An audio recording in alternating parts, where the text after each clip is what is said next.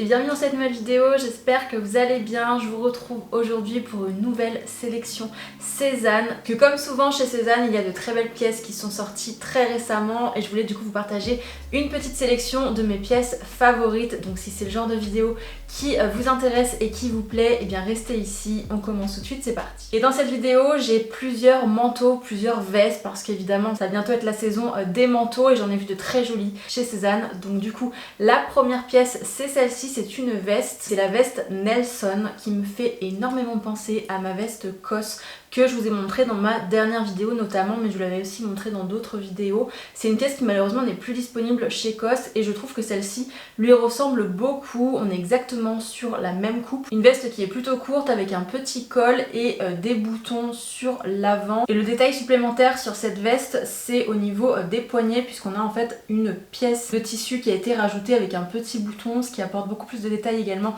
à cette veste. Au niveau des coloris, par contre, on n'est pas sur les mêmes coloris que chez COS. Ici on a une teinte verte un peu kaki et on a également une version beige. Les deux sont très jolis et c'est vrai que ça change des couleurs qu'on peut voir habituellement sur ce type de veste. C'est une pièce qui est plutôt tendance en ce moment mais qui reste quand même un bon basique, je trouve, qu'on va pouvoir garder année après année dans son dressing et ressortir tous les ans. Donc j'ai beaucoup aimé du coup cette pièce-ci. Au niveau de la composition, elle est en 100% laine, donc ce qui est vraiment super pour ce type de veste, et au niveau du prix on est à 230 € sur cette pièce là. Ensuite j'ai sélectionné le manteau Sacha, donc qui est ce modèle juste ici. Cette fois on est sur une coupe Caban, une autre coupe de manteau que j'adore vraiment.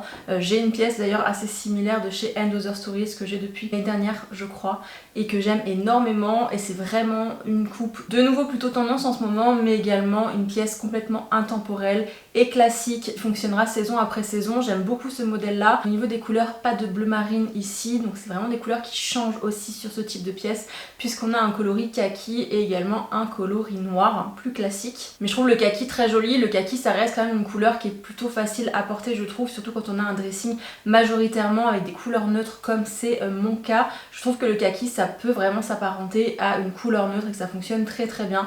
Donc pourquoi pas ajouter un petit peu de kaki à votre dressing si c'est une couleur que vous aimez. Au niveau de la composition ici on est sur 75% de laine, ce qui est vraiment plutôt pas mal pour un manteau, et au niveau du prix on est à 295 € sur cette pièce là. C'est vrai que ce que j'aime beaucoup avec ce type de manteau, ce format Caban, c'est qu'on peut vraiment les porter avec beaucoup de choses, que ce soit avec un pantalon ou un jean et un caban. Je trouve que c'est très joli, et également avec une mini jupe. Je trouve le combo mini jupe et manteau Caban par-dessus avec une petite paire de mocassins, une paire de bottines aussi à talons et des collants, c'est très très joli. Donc c'est une pièce que j'aime beaucoup personnellement. Un autre manteau ensuite, c'est le manteau Médéric. Il me semble que je vous l'avais déjà partagé celui-ci l'année dernière et qu'il n'est pas nouveau, mais je voulais quand même le remettre parce que je le trouve vraiment très joli ce manteau là. Ici on est vraiment sur une coupe complètement différente des deux premiers puisqu'on est sur un manteau qui est long et qui est ceinturé, donc on peut complètement croiser et fermer à l'avant avec la ceinture. J'adore les détails de ce manteau, j'adore le col qui est assez imposant, les grosses poches à l'avant et également de nouveau comme sur la première veste, ce détail de tissu rajouté au niveau des manches qui rappelle un petit peu le trench. Je trouve que ça apporte beaucoup de détails à ce manteau qui a une coupe sinon assez simple et assez classique. Il existe ici en 3 coloris, donc ce coloris sable qui est mon préféré puisque je trouve que c'est une couleur qui est très chic, surtout dans une tenue monochrome blanche cet hiver. Ce manteau par dessus c'est absolument magnifique je trouve. Ces teintes claires, ces teintes beige, ces teintes blanche sable, ça va très très bien ensemble et du coup j'adore ce coloris là, mais il existe également en coloris caramel et en coloris violet pour celles qui aiment oser la couleur. Mais si vraiment vous voulez rester sur des pièces plus classiques, je vous conseille vraiment ce coloris sable, je le trouve super bien choisi. Pour la composition ici on est sur du 100% laine, donc excellent pour un manteau je trouve. C'est très important la composition en laine, je vous le dis assez régulièrement, c'est quelque chose que je regarde systématiquement et auquel je fais extrêmement attention puisqu'évidemment plus il y a de laine dans un manteau et plus il tiendra chaud. Et ici on est sur 100% de laine, donc c'est évidemment la meilleure chose qu'on puisse trouver. Sauf qu'évidemment ça se ressent sur le prix puisqu'ici on est à 350 €, donc plus cher que les deux précédents. Mais on est aussi sur une coupe qui est plus longue, donc plus de matière. Mais si vous cherchez un beau manteau classique et intemporel, celui-ci il est parfait je trouve. Un autre manteau classique et intemporel c'est celui-ci, c'est le modèle Tom que je trouve très joli également et qui celui-ci pour le coup je crois est nouveau si je ne dis pas de bêtises. En tout cas je l'ai jamais vu. On est également sur un manteau qui est long mais cette fois on est sur une coupe droite, donc une coupe plus masculine que le précédent avec un col assez imposant également, des poches sur les côtés et des boutons sur l'avant pour pouvoir le fermer. Même si je le dis assez souvent aussi je crois, mais c'est vrai que ce type de manteau j'ai du mal à les imaginer fermés. J'en possède 2 personnellement et je trouve que fermé ça rend pas toujours très bien. C'est le type de manteau qu'on porte ouvert. C'est pas forcément ce qu'il y a de plus pratique mais c'est très joli. Au niveau des coloris il n'y en a qu'un ici, c'est ce joli beige chiné que je trouve vraiment très joli encore une fois et très bien choisi. Et ce détail de col est vraiment magnifique également. C'est très important le col sur ce type de manteau droit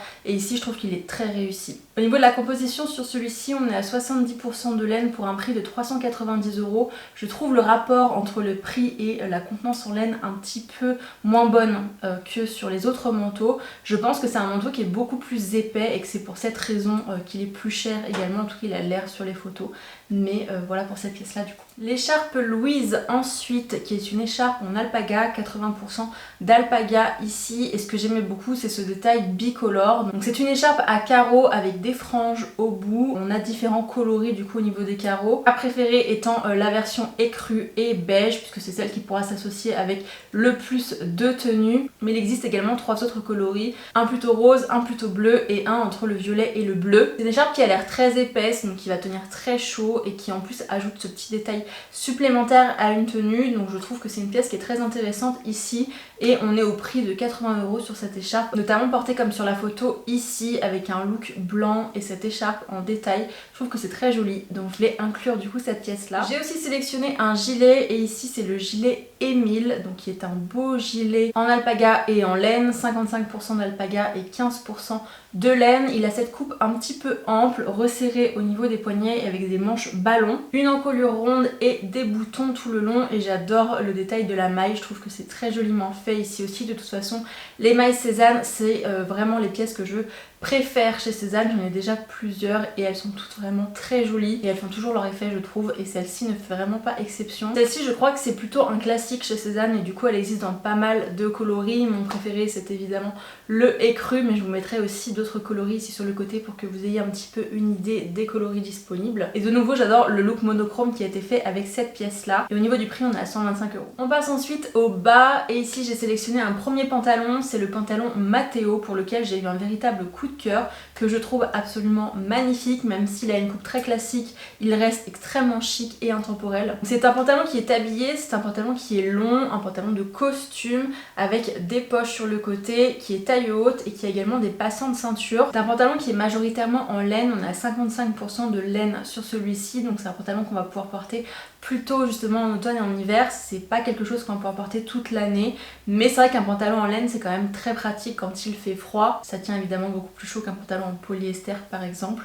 Il existe dans plusieurs coloris ici aussi, notamment dans 2 versions à carreaux, une version plutôt rose et une autre version dans les tons un petit peu marronnés, mais la couleur qui me plaît, je pense que vous l'avez deviné, c'est le coloris beige, couleur que je trouve très jolie et extrêmement bien choisie à nouveau. Bref, j'adore vraiment ce pantalon et celui-ci il y a des chances qu'il fasse partie d'une prochaine commande Cézanne et il est au prix de 130 €. Le deuxième pantalon que j'ai sélectionné c'est celui-ci, c'est le pantalon d'Anne qui pour le coup est une pièce classique de chez Cézanne, je l'ai déjà vu celui-ci, il ressort tous les ans mais je crois que cette couleur là est nouvelle ou en tout cas je ne l'ai jamais vue auparavant. C'est un coloris chocolat, le chocolat c'est quand même une couleur qu'on voit beaucoup même si c'était pas une couleur qui était vraiment prédit dans les tendances pour la saison automne-hiver. C'est quand même une couleur qui ressort beaucoup et qu'on voit beaucoup et j'avoue que j'adore, je trouve que c'est une couleur qui est très chic.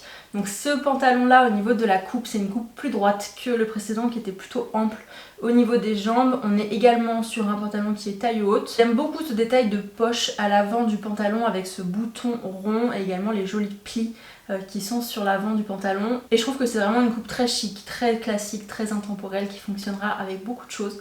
Donc j'aime beaucoup celui-ci également également. Au niveau de la composition, on retrouve de la laine dans celui-ci, 44% ici, donc moins que dans le précédent. Et au niveau du prix, on est à 125 €. Une autre pièce coup de cœur, c'est cette jupe, et c'est la jupe léonine qui ressemble vraiment à quelque chose que je recherchais. Je cherchais ce type de jupe, je ne sais plus si je vous l'avais dit ou non, mais une jupe plutôt longue et plissée, mais dans une maille, donc plus épaisse qu'une jupe en satin, et je trouve celle-ci vraiment très jolie. Elle a un effet maille, mais c'est de la viscose, donc il n'y a pas du tout de laine à l'intérieur. J'aime beaucoup le fait que les plis commencent un petit peu plus bas et pas directement sous l'élastique de la jupe. Je me pose quand même la question au niveau de la longueur, j'ai peur qu'elle soit un peu courte par rapport à ce que je recherche. Je recherche vraiment une jupe qui arrive au niveau de la cheville, et ici elle m'a l'air d'être un petit peu plus courte que ça. Elle existe dans deux coloris ici, un coloris écru et un coloris bleu également. Et j'aime beaucoup les tenues qui ont été faites avec cette jupe, notamment celle-ci avec les babies et les collants, et puis en contraste avec celle-ci où la jupe est portée avec des bottes. Ça prouve vraiment qu'on peut la porter avec plein de choses, et tout au long de l'automne et de l'hiver, et même au printemps du coup, puisque vu qu'il n'y a pas de laine à l'intérieur, je pense qu'on peut complètement la porter aussi au printemps avec une paire de sandales à talons par exemple. Donc celle-ci c'est un véritable coup de cœur, et si je viens à faire une commande Cézanne très prochainement, elle sera dedans, et on est au prix de 130 € sur celle-ci. On termine par les accessoires, et premièrement par une paire de chaussures, une paire de cuissardes ici. Ce sont les cuissardes High Apolline. Il existe en plusieurs coloris, mais le coloris que je préfère ici c'est le coloris chocolat. On est ici sur une botte qui est très haute puisqu'elle arrive au-dessus du genou, et c'est donc une cuissarde, et on a un haut talon par contre, il fait 11 cm le talon, ce qui est quand même très haut. En tout cas pour moi c'est un petit peu trop haut je dois dire, mais si vous avez l'habitude de porter des talons très hauts, peut-être que ça vous plaira. Elles sont en cuir évidemment, et on est au prix de 395 € sur celle-ci. Et enfin on termine par un sac, ou plutôt par deux, parce que je voulais vous montrer ces deux sacs là en alternative à mon sac APC que je vous montre très souvent